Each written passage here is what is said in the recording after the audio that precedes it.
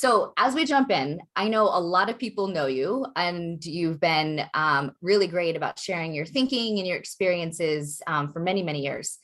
But for people who don't, and just a little bit more about who you are, Mhm. you've been a teacher, a principal, district leader. You've written 3 incredible books, of course, Innovator's Mindset, and one more is in the works. Mhm. But I'd love for you to tell us a little bit about your story. What are some experiences that have really shaped who you are as an educator and a leader today? Yeah, like, a lot of people know me in the education sector, but I actually didn't really want to go into education. It was kind of like, something that was like, yeah, I could do this. Or not like, yeah, I can do this. I'm just naturally gifted. It's like, no, this is maybe something I could consider doing. It was kind of, I think part of the way that I think is it took me 4 years, in college before I even considered a profession because Hi, I feel everyone. like Welcome to the Learner school Centered almost Collaborative like podcast. confuses I'm so people, glad you're right? Because we here try to do and everything. looking We forward try to to this journey and expose what we kids to can like learn every single together. thing I'm Katie and try to Martin, fit the them Chief into like Impact a certain Officer at type the of Learner box, Centered as Collaborative. opposed to like helping As kids we find begin their this passions and journey, figure that I out. And want I to think one share a of the bit things that I about my really hope is background, that as I believe our when experiences kids shape walk out how of we see school, our roles. that they I don't think have it's confusion important for about you their to next know that I steps. didn't go into And not because teaching we're because I pushing them loved to a school. direction, but we help them In fact, find it their was quite direction, the if that makes opposite. sense, right? And kind of It doing that wasn't too. So I until think college that that's I had shaped the a lot of who I opportunities to am research, today. investigate, So I did actually question, end up going into and education, wonder but I based think on the things reason that that I went moved into me. education, and I it's a went little into bit different teaching in because I wanted my Canada students to versus the US, understand at an was earlier because I age wanted to coach that their voice basketball, mattered and and basically if empower you them to taught, learn, not because you they could needed to coach, know right? And information for a coaching is totally test, but volunteer because in it would allow Canadian high them school. access I to know you new get paid, ideas and somewhat depending on opportunities. the state, At different my levels. core, I'm a middle school Doing teacher. that. So I love I the actually remember kids, one of the the teachers interviews who I choose to had teach them, and the said, "Hey, we possibilities really at like that your stuff age. about teaching, but you As kind of my seem role like has you're more evolved in interested in education, coaching I basketball than continue to anything." be I'm like, focused well, on how to I'm not create gonna conditions for pretend that's not teachers, true. those closest to our Yeah. So, students but I every also think day, a lot of the so they experiences can I had have with the coaching, support, and resources, and being involved agency with to do teams what's and best for those they connected with serve. that has really helped me. And like a lot of Beyond my times, I'll role talk as a about classroom my coaching teacher, I stories. had the I'll talk about opportunity when to I be an ref instructional basketball, and like coach, and I you talk learned about so much as I got to dealing with see other teachers adversity teach and and how the dealing with students conflict. responded There's to no better different place teachers and than refing where conditions. you're like out of breath and people are It pushed screaming me at to be you, a right? better So like anything listener, that happened observer, in a and principal's office seemed communicator. kind of Many of these same mild in skills were critical comparison. as I ran our new But teacher I mentoring think for program. me, where I am in the My phase of my work in life the right now, district it's was a lot of always the things that connected I'm to doing is the based on school just being a father experiences and that I being a had. I was dad and getting my really master's advocating and for my own PhD at the same children, time. And so and I've helping them always advocate for researched what I themselves was and currently connecting working that. on And and I iterated think, in my role to improve it's and not that I learn. only advocate for my I kids, still but I lead want and my learn with kids this to have the same orientation experience that every other of kid that connecting I think research has. to And like, practice. I always get asked this question. Finally, and Um, probably most like, has being importantly, a I'm the parent mom of changed 2 your middle thinking on schoolers, and my education? husband is a high And, school teacher. probably in some My ways view I as could an say, educator sure, but cannot I be think it's maybe more disconnected from my adamant about the stuff that I've been aspirations for talking my about own for years and children. saying like, hey, look, I like want my kids to this know could who be they my are, kids now too, right? have the In your skills school. and So mindsets with to my navigate their expectations paths based on this their happening definition are, of a little success. bit bigger. And as an And it's been educator, amazing I to want watch that because for so all kids many and families. teachers Throughout this do incredible podcast, I things will that share insights as a mom really and as an help kids. And I educator think a and as lot a of learner. times I will be there's connecting you with conflict between educators, leaders, leadership, community what teachers want to members do. who You have are governments, challenging the kind of status quo, intruding in thinking some places like differently, and that creating as new and better well. opportunities for And those they so kind serve. of thinking You will hear like, how from can we make things happen right educators now, in but schools also with high create a better poverty future? rates and Because I extreme think wealth, from for urban to me, rural. And working in although the public schools, context varies, uh, the I potential never that had an exists issue in with the private students schools and or charter schools or communities anything like does that, because not. I'm like, look, I'm going to In each provide of these amazing contexts, you will opportunities, and encounter because I have a lot of educators control over who are what's happening meeting in their front of me. students where they And I are, think a lot of creating times learner-centered that has always, experiences maybe that's more of and an ego thing for expanding me, because I'm like, opportunities hey, for I want their to provide the best futures. education. I want to provide the best opportunities possible. And to Yep. say that someone else is hampering me gives them also control over the solution. And so I think part of the work that I've done is really trying to help people see how they can be the solution to a lot of problems that we're talking about, not fix things overnight, right? Like, we still got to advocate, we got to push, people. But I think a lot of times when we provide evidence of incredible things before they're okayed by someone else, then those people are more comfortable okaying them, right? If that makes sense. Right. Yeah, I mean, I think to your point, I have seen amazing practices in public schools, in private schools, in charter schools. And it's the individuals in those systems, along with the system, that can do amazing things. But it's not just because you're in a certain type of school that automatically makes the experience better or not. And I think you share a lot about that. It's what we can do within our constraints, and the individuals have a lot of opportunities to create those amazing opportunities for students and the people that they serve. Well, I was actually, well, So, I saw, so just to add on that, I saw a superintendent posting about like how our systems are like causing mental health concerns with teachers. I'm like, you're the superintendent. like, who do you think's running the show here? Right? Like, it's kind of like there's this belief that it's the Wizard of Oz, behind a curtain running this stuff. yeah. And I think part of it too is saying like, hey, we actually, the system is made up of people. And so if I'm part of that too, what can I actually do within that context to actually change things? And for me, again, right, like it's not pretending that you have total control over every initiative, all the dollars coming into a school.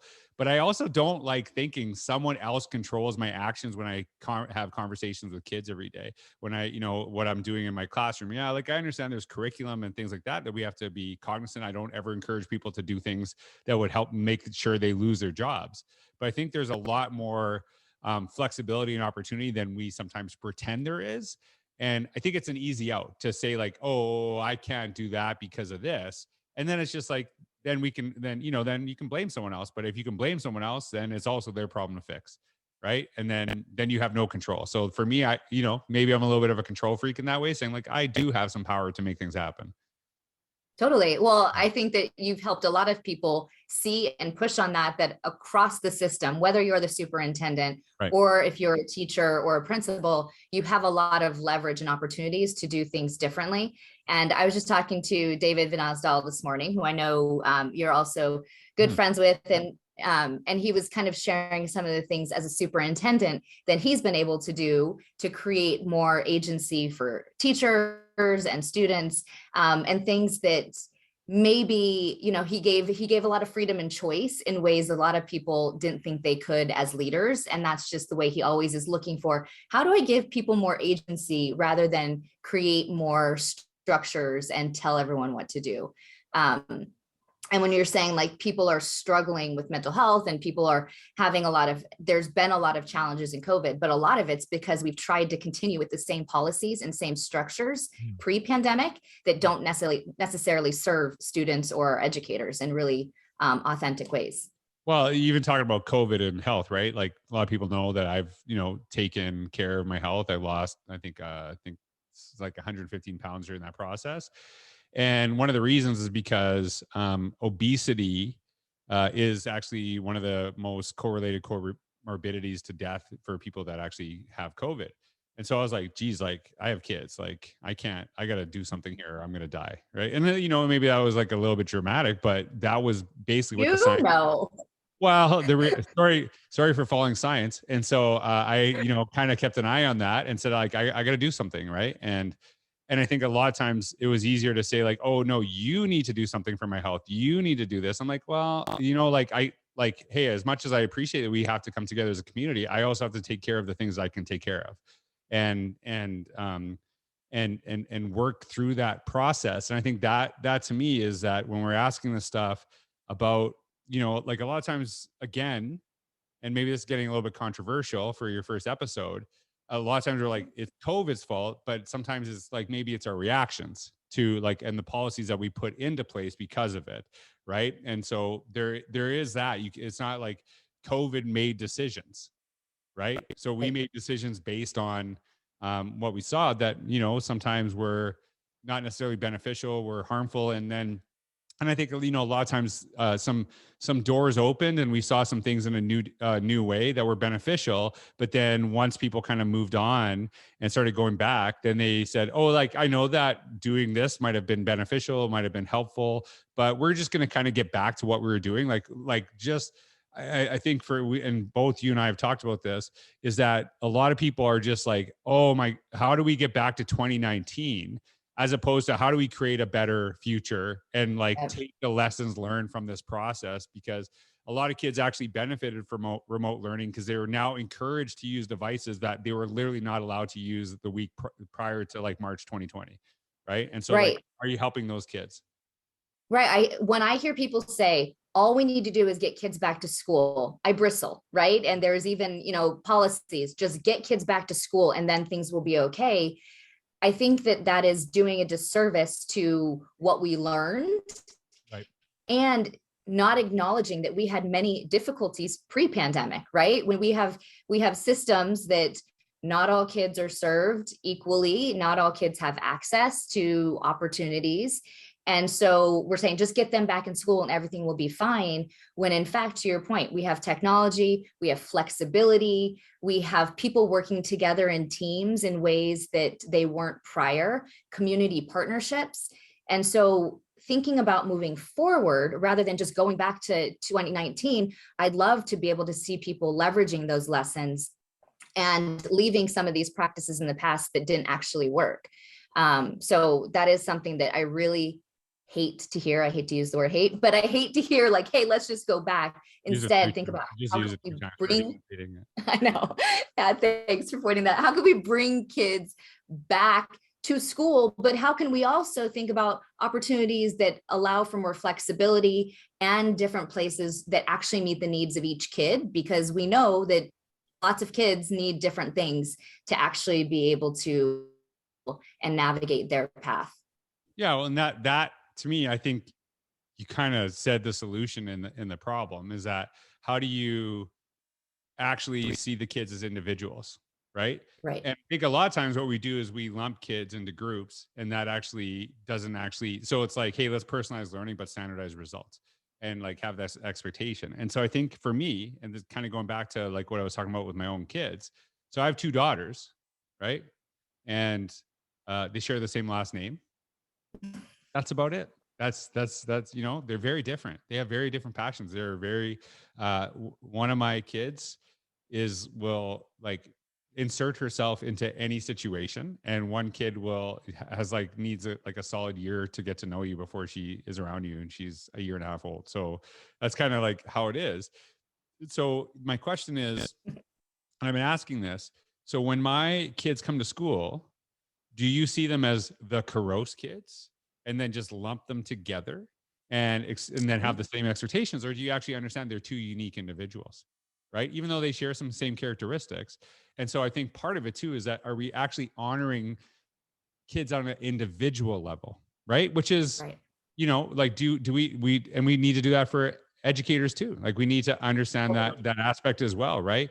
So when you like, for example, script curriculums, you take away the personality, and you and I have different personalities. We have maybe like, and I think part of it too is we kind of have similar goals in the work we're trying to achieve, but the way that you go about it, the way I go about it, I am much more emotional, right, than you, right? I'm a very emotional. Oh God. This is maybe a little, maybe too depth behind the scenes. I am a very emotional person, and you're like, okay, let's just talk about texting, Katie. So like when I'll say something and you do a favor for me, it's your text, right? I'll give you a thanks, exclamation mark, smiley face. And you, like, if I get a thanks period, like that should maybe, and I know, I'm just teasing you. Well, I'm multitasking, right? I got things to do. I am teasing you, but what I just said was also true. So it's also true, but I am very emotional too, in my own way. In your own way, when you decide. So but we again, like we have different personalities, and so trying to make us the same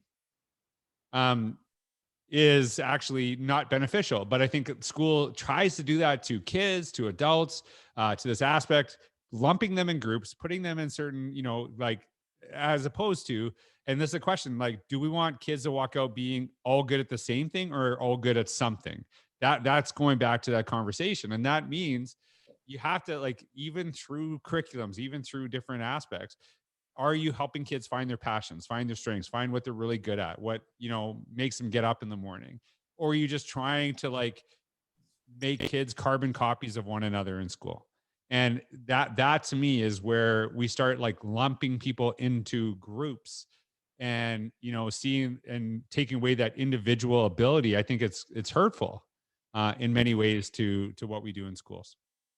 Yeah, I mean, I'm 100% to all of that. And I think that especially you said earlier that being a dad hasn't changed how you see education. It's just made you almost double down. And I think that that's so on point for me. When I see Abby and Zach go through school, it really helps me clarify my thinking about what really matters the most.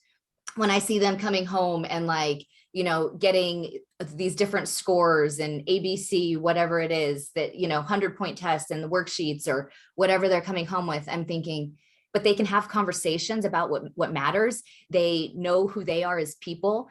Those are the things that matter to me. And I want them to have more of those opportunities. And I want all of our kids to have more opportunities to have different experiences, connect with different people, find out what they're excited about, get good and develop skills. And I often think, I share the Gallup poll all the time, right? That shows kids from 5th grade to 12th grade, their engagement declines because they don't get to do things that they're good at. They don't get to have fun, and they don't get to feel connected. So if we took those 3 things and we flipped that graph, imagine what we could do in schools if that was one of our major metrics: having kids feel successful, having kids be able to have fun and develop skills and do things that they were good at. And they spent even a chunk of their time each day doing something like that, and graduating feeling engaged and motivated, and that they had the skills to do things that matter. I think it could totally change the face of education, but also change engagement in careers and what we do when kids are out of school, and increase opportunities for people to, find more fulfilling paths, fulfill their purpose and passion. And we get so stuck on what we think good educators are supposed to do, and get so stuck on what we conceptualize as school from our own experience, that it's so hard sometimes to break free of that mold. How do we help people break out of the mold of what they think a good teacher's supposed to do, and really embrace what they know about learning and things that are actually joyful and meaningful? Well, okay. So we have to kind of take this step back sometimes and say like, hey, are we kind of creating some of the problems that we're trying to solve? Right. So I'll give you, like, as you're talking, right, and you're talking about kids finding paths that are, meaningful to them. Right. So I know you travel a lot of schools, and so do I. Have you ever been to a school where the teachers all put what college they went to outside their door? Have you ever seen that? Yeah. Yep. So what's that meant to do? I mean, the thinking is meant to inspire kids to go to college and right. to So you're telling a kid right away, if you don't go to college, kind of blew it. And then so like that little thing there, and people get mad when I say this, and honestly, I don't care. I don't care, because now you're like telling my kid that if they don't go to college, they somehow have failed life. I know a lot of people that have gone to college who are miserable people. I know a lot of people who never went to college who live very successful, fulfilling lives. And I think a lot of times we have to start kind of like another one. It's a really simple one. Collaboration is so important. And then you walk to school and there's like an award display with the best individual, right? So it's like we say this, but this is what we recognize, right?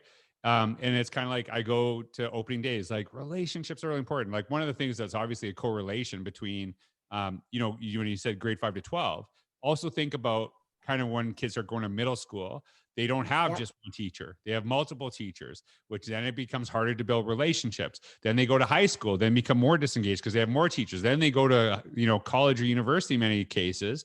And, you're a number on a list that you're looking for your score. And so and they probably don't do that anymore, but like anyone that went to college when I did, but that was the thing. Right. And it's like, basically the relationship becomes less valued, and then the disengagement goes up. And so I think that part of it too is like, do we kind of step back, start asking some of these questions like, hey, we say this, what are we displaying? We want this. What is being portrayed in our classrooms? What is being portrayed in this? And people get bothered when you actually challenge the norm, but then they advocate for things to change. And so like we have to kind of step back and saying like, what are these little messages that we're sending to kids every single day? Like, like that, the whole purpose of that is, and again, it's like a lot of the stuff, like if you really want to know how successful a school is, it's not by their test scores. And this is the unfortunate thing. It's like 5 years after the kid is in your school, right? Like can the kid learn on their own? Can they figure out their own pathway? Right. Because a lot of times what school does is get kids really good at school. They know how to follow directions. They know how to give you what you want to hear. So they get the grade that they're expected to do. And so they get into compliance. And then we tell little lies to ourselves, like grades are really important to the next phase of your career. Yet I hire teachers. I never looked at their grades. I didn't look at their college grades. I didn't look at their high school grades. And in fact, I can tell you a lot of teachers that were really successful were terrible students. And I kind of think part of the reason they were so good at teaching is because they struggled in school. And then they actually had an understanding of kids who struggled because they were that kid. They went from that experience. So like we lie and say like grades are a determining factor to your success in your life. Yet most people know teachers that were amazing students who were terrible teachers and vice versa. So there is a disconnect there. So we got to start asking some of these, taking a step back and asking some of these questions like, do we create some of these problems? 100%. And that's why I think I've been really asking teachers lately to interrogate their story. And I sat with a room of teachers recently and asked them to think about their own education experience and who they were as a student and what their relationships were with the adults. And as we went around the room, there were tears as they were talking and realizing a lot of teachers said they felt like they were on the outside. They didn't feel connected to an adult. They had few teachers that actually believed in them. And when they realized that, they realized how impactful those few teachers were that actually really built those relationships and saw them as an individual, but they were sad that they didn't have as many of them. And then they started to realize, oh, but I'm following the path of most of my teachers because that's what they think about as a good teacher or what they're supposed to do, rather than really understanding those deviants that were actually the most impactful teachers and how that could really help their students. And I think that the other part is the messaging, what the messages we send students. And I know I wrote a blog post about this, about like how we define success. And it came from talking to a bunch of parents when I said, what do you really believe is success for your students? And they said, I want them to be successful in their own path. I want them to be able to do something that they enjoy. I want them to be able to navigate problems. I want them to feel happy and joyful. And then I said, okay, so how do you talk to them about those things? And we started to unpack and they were like, we don't. I said, what do you usually say to kids to indicate what success means? And they say, I ask about their grades. I ask if they were a good student today, if they were on time, if they followed directions. And once we started to unpack that, they were like, oh my gosh, right, what I actually care about is not what I'm communicating. And I think that's so true across our parenting and schools, that the things we say we care about, we're not actually elevating. We're not actually having those conversations. So you send those messages that, follow your own path, but every kid has to go to college. These are the good colleges, and this means success if you get into this Ivy League school, when that's not necessarily what success is for everybody, or going to guarantee that beyond that high school or college experience, they're going to do anything of significance. Yeah, like I was actually, I was just on holiday with my family, and we were actually we were at a pool one day. It was awesome. And we walked by like a giant chessboard, right?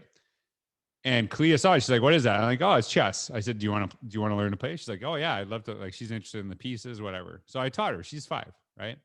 So I was like teaching her, and we're kind of like going through the game.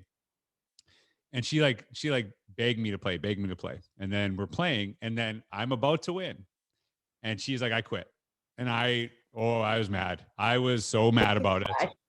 Right. And I was like, no. And then I was like, okay, we're out. Like, we're done for the day. And I was really bothered by this. I said, look, you asked me to play. And as soon as things got hard, you gave up.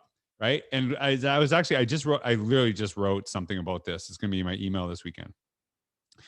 And the thing is, I've had this conversation with people. I am not a fan of letting kids win stuff. Like if you're playing, like I remember actually someone said to me, cause he said, do you love basketball? I said, yeah. He said, don't ever let a kid beat you just to let them beat you. Like cause when they actually can, they'll appreciate it. And I remember getting like, oh, like you should let kids win and, like help us build their confidence. I'm like, well, not really. Like, cause they know, like, my kids know. And so I said, look, you have to learn that sometimes when you play stuff, you are going to lose. In fact, you're going to lose a lot. And you have to be able to deal with that.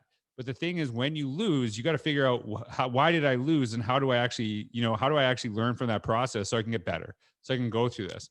So, I've been talking about this quite a bit lately. Is I always ask like we're going through some like family conversations, some big family decisions that we're making right now, and I'm like, what would George 10 years from now think? Like, how's George 10 years from now going to appreciate this moment, right? And that, because a lot of times we want, like, I could have just said, just let her win. And I would have felt like, she'd been excited and all this other stuff. But then that actually, then when she actually loses, she doesn't know how to deal with it. She doesn't learn from that process.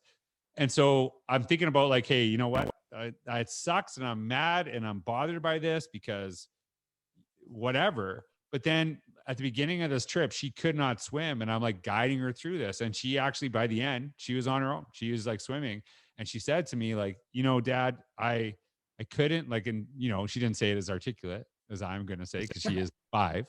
Right. So I'm not quoting her. I don't want people saying that this is a lie, but she's like, I like when we played chess, I gave up, and with swimming, I did. And now I can do it. Like, she was so happy about that. And so I was like, good. I didn't have to wait 10 years to see the fruits of that conversation. Right. And I think that to me is what matters. And I think we sometimes like, we have to ask the question, is this something that we just benefit as adults from right now? Or is this something that's going to help this kid 10 years from now? Because that is the more important question. And sometimes we make decisions, we do certain things that are actually make us feel good in the moment, but then in the long run, they're bad decisions, and then they actually hurt us. Right, Katie? Well, yes, George. And I also think that, we say we want kids to be problem solvers. There's a lot of talk about failure in school and how it's so important, and, persisting through challenges. But just like you with Clea, right? Like we give in, and I always talk about over scaffolding, because it's just to keep kids on track, to, move along the pacing guide. We're stuck in some ways, doing things that keep everything on track, but don't actually help us meet the goals that we set. And I'm not saying this is all teachers. We've had a lot of conversations like systems. But ultimately it's all people. And this is something that you've always pushed me and helped me think about, is how do we come together to have these conversations? I hear so many people pointing fingers like, well, I want to do this in my classroom, but my principal won't let me do that. Or I really don't want to give homework, but my parents, they think it's important. And then parents are like, I'm so sick of this homework. I wish the teacher would stop giving homework. So we spend all this time pointing fingers when things are hard or uncomfortable, or we don't know how to actually make the changes, instead of coming together, thinking about what it is that we actually want for our students, for our communities, and then figuring out how to actually step by step change systems, change habits, change practices, so that we can actually start making that incremental progress and evolving our practices. Yeah, I was listening to someone speak recently, and I don't know what it was, but it kind of stuck out to me that day, because I've heard the saying a million times, like, we need to fight for education. And I've heard that, something like that said a million times, but for whatever reason, like, I just like, what? Who are we fighting? Right? Like that was a question that came into my mind. Right. And there's a Dale Carnegie quote from How to Win Friends and Influence People. And again, paraphrasing it, because I can't remember it off the top of my head, but it's like, it basically says, like you can never win an argument, because if you lose an argument, you've lost the argument. But when you win the argument, basically you've taken the dignity of the other person away. And there's a lot of times that I see on social media, like, teachers owning parents and like saying stuff like that, and vice versa. And I'm like, this is not good. This is not a good situation, because like basically instead of two groups working together to serve you basically have two people fighting each other, which is not going to be beneficial to help the kid. So I like the odds better when two parties come together to help a kid, rather opposed to they're fighting to kind of choose what's best. And I think that to me is, when you go back to this, you shared the example of like, hey, teachers frustrated because an administrator won't let them do this. And I think the question that I always get people to come back to when we're having conversations, I used to do this all the time, is trying to get people centered around, hey, like, we're here to do what's best for your kid, correct? Like, a parent is mad at me because she doesn't like my decision about something I did when I was a principal. And I remember actually one conversation, then it started getting personal. I started getting shots at me and stuff like this. I said, hey, like, we're here to do what's best for your kid. Correct. And the reason I made her answer that was I wanted her to like confirm that we're both here on the same team. Right. Yeah. Okay. So this is where we're kind of like, do we move outward from there? Or is it like we have differing viewpoints and like basically it's more about the adults than it is about the kid. And I think a lot of times, especially we're talking not just education, we're talking politics. There's all these aspects where basically it's, one extreme or the other, when often the answers are somewhere in the middle. And I think that to me, and people get mad at that. And honestly, I'm kind of getting old. I don't care anymore. And so this is like, you can get mad all you want. The thing is that doesn't help when you have people basically just getting no traction on anything moving forward because they have to stay in their camps, as opposed to listening to one another and having conversations and connecting that too, right? Like, as a parent, I have a viewpoint when I talk to educators, when it deals with my kids. And you can't say, well, what do you know? I've also been in education. But then parents have different goals for their kids. They have different, right? And I think it's kind of bringing people in on those conversations. And, like if parents have concerns in something, the conversation shouldn't be, that's stupid. The conversation should be, why do they have that concern? And moving backwards from that place, because at the end of the day, maybe it's because I grew up in a small town. I don't know. Like, people, like a lot of educators are scared of parent teacher reviews, because if a kid does poorly, they're worried that a parent's going to get on them because their kid did poorly, as opposed to, hey, like, here are the things that we can do as a team to help your child be successful. But then now we're kind of on the other extreme where there's maybe parents don't trust teachers and teachers don't trust, right? And it's like, we have to kind of find that space where we're there helping each other, because it is like, good schools create good communities, right? Like, not just good kids, good communities. And I think that to me is really something that is important, right? Because it's not just about the kids there, it's about how the community grows too. Yeah, Lynn Moody, she was the superintendent in Roan Salisbury. And I loved how she was always pushing that, hold me accountable. It's not that I don't want to be held accountable, but I want to be held accountable by the community and by the metrics that the community values. Right. And that's what I think would make such a great move forward out of COVID, really rethinking what we want for our young people, what success actually means, getting really clear about that in communities. I'm not talking about standardizing it across the country, the states, but getting clear in your communities about what are the things you value, what do you want to see for your kids, and then work together to actually make those things happen. And it doesn't have to be as complicated in ways that we've made it, if we're really having these conversations together and thinking about how we can come together and not work against each other to make those things happen. Because I agree that there's more commonality than disagreement when we actually come to the table and start having those conversations. Yeah, and I think for me, the conversations need to happen before there's conflict, because that, because when you do wait till the conflict to happen, that's when the fringe comes out. That's when the extremes kind of come out all the time, right?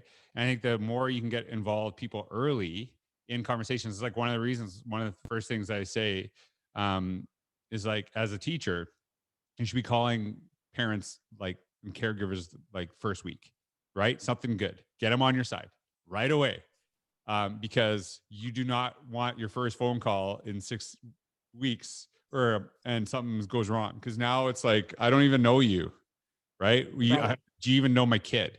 And then that's when people start going to opposite sides of the spectrum. And I think that's like, we have to have the conversations early, not because I think a lot of times we wait for the conversations to happen too late. Yeah.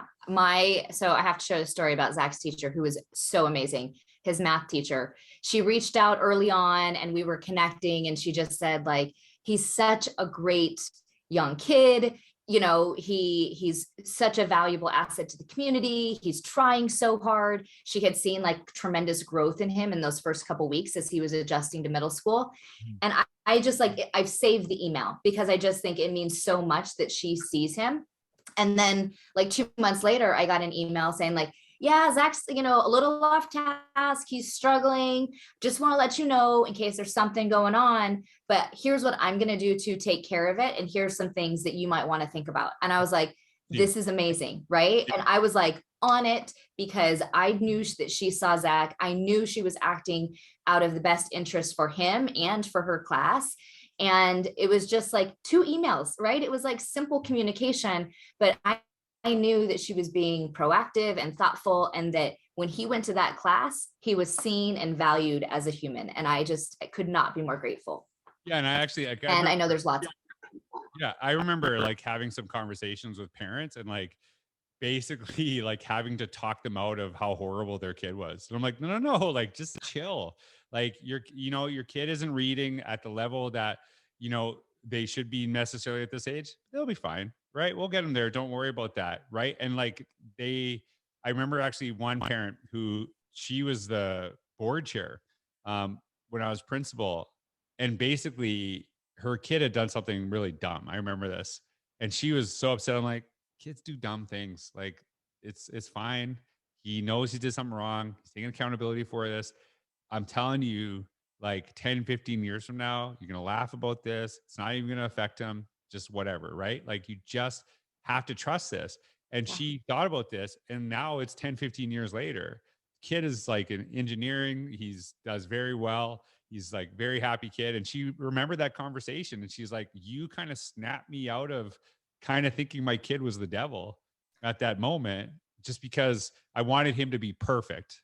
Right. Like I wanted him not to make any mistakes as opposed to this. And I think, like going back to the 10 years from now, I think a lot of times when parents knew that I saw their kid for more than any action that had been taken on that day, it sometimes helped them to kind of get past that as well. Right. Cause we want our kids, and I think my secretary, her name is Frances Agurian. Before I was a parent, I remember I had to make a call for like something bad that happened with a kid. And it was like probably one of my first phone calls. I was vice principal, in that role. And she said to me, she said, hey, just so you know, you're about to destroy that parent's world. So just make sure they know they love your kid. And I've never forgot that advice. And it was like, hey, and then I'd like have to have hey, you and I did bad things too, right? We're both here and we're doing okay. Right. Just remember that. Let's not get too hard on your kid, because we like that way they did today. Oh my God, I did a million times worse, and I'm a vice principal today. So just let's be easy on your kid, right? And just I always remember that. And I actually one of the things that when I've suspended kids before, and I've suspended kids, and sometimes I know there's like, oh, suspension's a terrible thing. I think again, every situation's unique, right? Sometimes the best thing that I did was suspend a kid at home with their parents for a week because that's what they needed. And sometimes the best thing I did was suspend a kid for a week in my office, where they would just sit with me and we would be besties for 5 days. And again, it was not like, well, the handbook said. It was like, hey, what's the situation? What would actually best, make sure that there's some accountability to what happened. But also like will help this kid moving forward, right? And every situation is very unique. And having this conversation, and I'll tell you that one of the things that I found was successful is that when I ever had to suspend a kid, when a parent said thank you at the end of that conversation, because they knew you were doing the thing and that you cared about their kid and having that conversation, right? And I remember like sometimes kids would come back after that, and the first thing I would talk about wasn't like, do you know why you were suspended? Do you know why you're here? Blah, blah, blah. I'd be like, hey, what's up? Like, how's it going? Right? What'd you do last night? Having a conversation saying like, hey, we'll get to that in a second, but like, how are you doing as a human being today? Right? Before we get into that, and making sure that kid, I know they're more than that action that happened. Right? And I think parents appreciate that. Kids appreciate that too. And that, again, it goes to that very kind of like what we talk about is really kind of understanding everyone on a personal level. Yeah, I think that's key. And even before that happens sometimes too, right? Sometimes kids are acting out because they don't feel seen to begin with, or they're frustrated, and kids act out for many reasons, right? But making sure that the discipline is not you're a horrible person, you've done horrible things, like let's shame you, but let's try to understand why you did this. Let's try to figure out what the next best step is. And there's also a need to hold kids accountable, right? And we don't want to ignore that and not hold people accountable for making mistakes, ultimately, so they learn and think about that the next time they make mistakes. Yeah, like so that, I have one more question. Oh, go ahead. No. Well, I was just gonna say, when I was a kid, I was a terrible kid, always in science, always in science. Right? It didn't matter who the teacher was. It was always in science. Why? Because I sucked at science. I'm still terrible at science. Right? I know science is important. I'm not saying anything about science or you shouldn't go into science. I was bad at it. So I was like, hey, look, there wasn't I was a bad kid, but I sure would rather you think I was a bad kid than a stupid kid. Right? And that, because I could, like class clown. I'll take class clown over stupid any day. And there's so like it took me years to realize that. And I think, a lot of teachers that I dealt with that, saw me as a behavioral issue, they didn't realize that either, because they saw me as like, just because that was maybe the only class they taught it, at the high school. And they're like, this kid is horrible. Well, he's not horrible for anyone else, just in this class. And it wasn't necessarily a personal thing. And I remember actually having a science teacher that actually came there who kind of knew I wasn't going to be really good at science, and but also appreciated other things about me. So I was like, okay, you know what? I'm going to go easy on this guy, like I'm not going to improve, but he would do other things to bring out the best in me. And, he'd use humor and things like that too. And like, I've said this, and I sometimes think it's a little bit controversial. I don't think every kid can be good at science, nor do I care. And I think we're like, everyone wants every kid to be good at every single subject, but why? Like, why can't we find our own unique talents and gifts and understand, hey, science is important, but not every kid is going to be good at it. Not every kid's going to be good at A, B, and C. And that's okay. Right. And I think that, to me, when we have that understanding, then it makes our lives easier.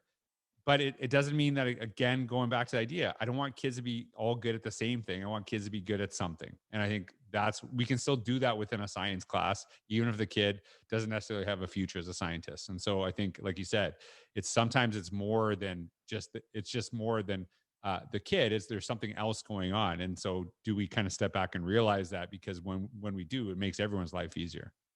Yeah, I could amen that many times over. So I'm going to ask you one more question, and then I have some rapid fire questions for you that I think will be fun. So the last couple of years, COVID's forced many of us to change, and it's been hard. Yeah. But you used the last few years, like you said, to lose 115 pounds. Yep. You've changed habits and had an amazing transformation in a lot of ways.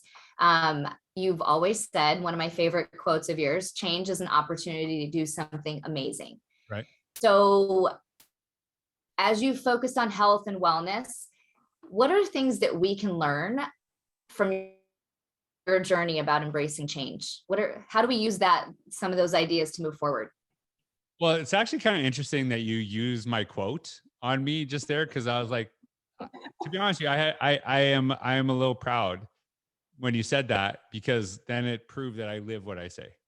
Do you know what I mean? Like that actually gave me a sense of pride that I'm not just a guy who says quotes, but I really try to live that, because you know, a lot of change for me as someone who literally traveled to work, and then my work was just crazy. I had to like, I remember like going like, oh my God, like we're going to die as a family because I don't know what I'm doing for a job anymore.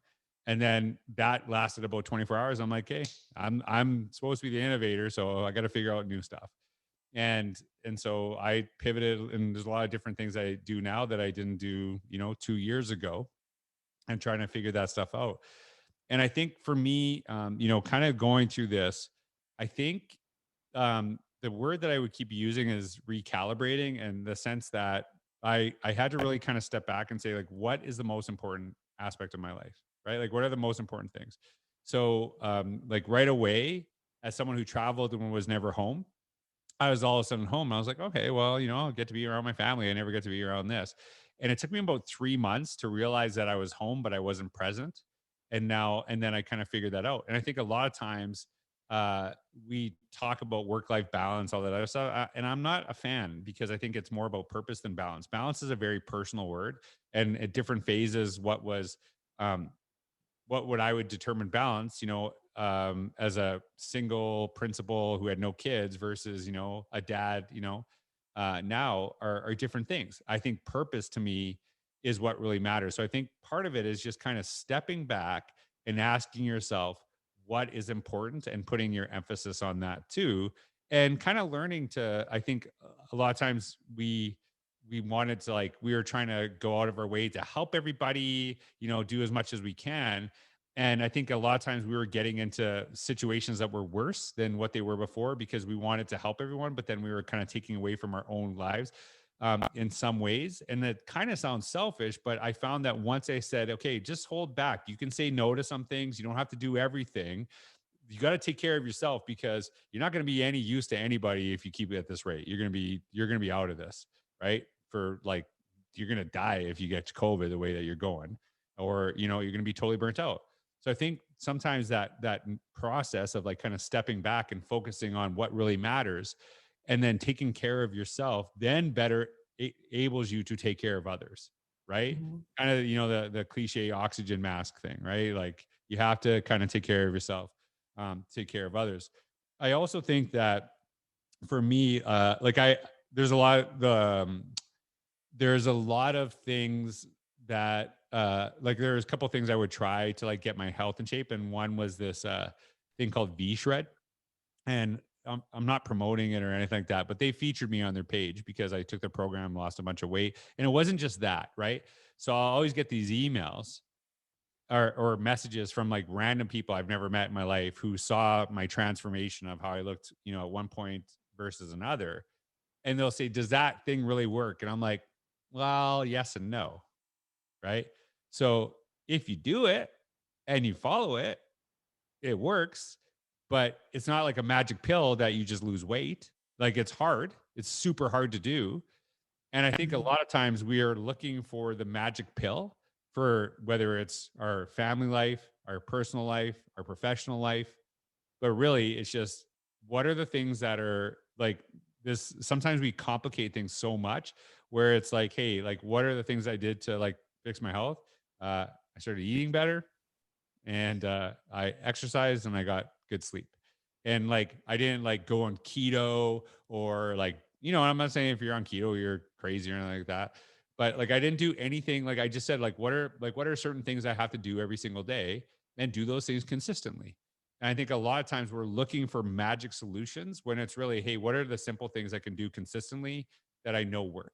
Right. And I think that to me is that we look at a lot of times like, hey, do PLCs work? Well, maybe. Depends if you do them, right? Like, if you kind of follow that. If you saw it work for another school, and then you just say we're a PLC school, then probably not, because you're not, because you're looking for the magic pill. And so I think a lot of times the quickest route to a path is usually a straight line.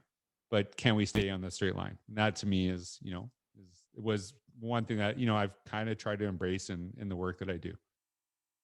Love that. I mean, when you're talking about it, I'm distilling it to like, really prioritizing what matters most, which I think is important, one, for our own individual well-being and health, but also in schools, it translates, centering ourselves on what matters. And then it's not all of these different programs. It's not buying technology for everyone. It's not the latest and greatest textbook.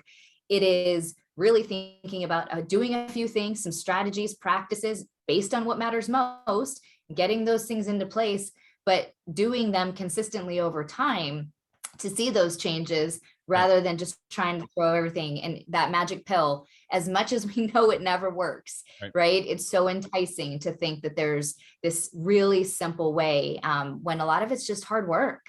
Like if you want to be a better writer, here's a good program, write more. There you go. I saved you a bunch of money. So that's the trick. Right. And I think a lot of times, it's like, of course we need people to inspire us and things like that. But I think a lot of times we're looking for the solutions and other things when actually the solution is in yourself. That's how you figure it out. Yeah. All right. Couldn't have said it better, my friend. It's always good to connect. It's always good to hear your thoughts. Appreciate you. Thanks for all you do for all of us and pushing our thinking and supporting us along the way.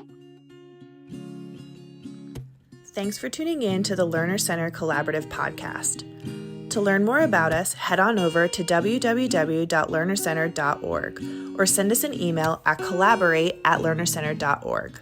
If you like what you're hearing, don't forget to leave us a review on Apple Podcasts or subscribe wherever you listen. Feel free to share the podcast on social media using the hashtag LCC Podcast.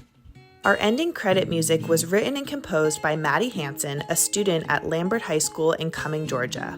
Our podcast was produced and edited by Nisha Lakiani. Thanks again for listening, and we'll catch you next time.